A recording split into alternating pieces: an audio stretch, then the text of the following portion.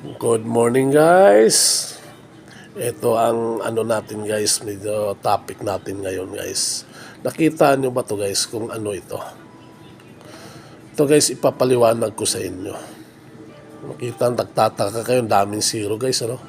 Kung gaano karami. Papaliwanag ko sa inyo to guys.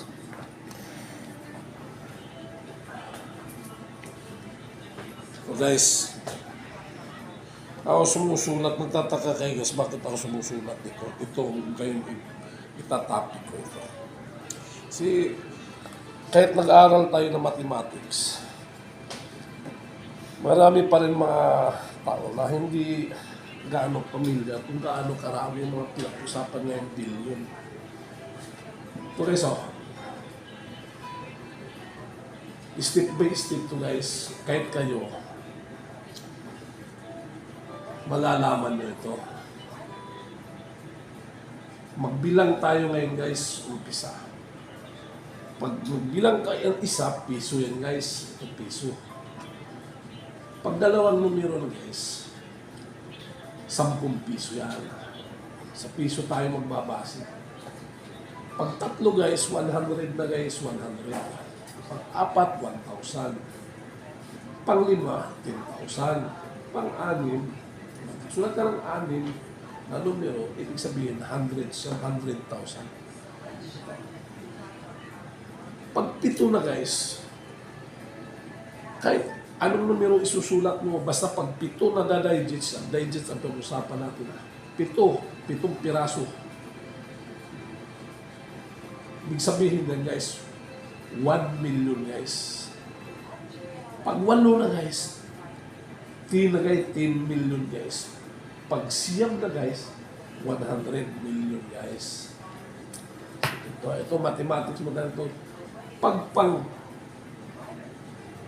8 guys, o pag pino, ito pang 8. 10 million.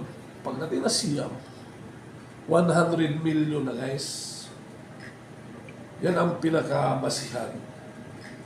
Paano bumasa? Sa digits tayo. Pag umabot na tayo sa 10, no? 10. 1 billion na guys.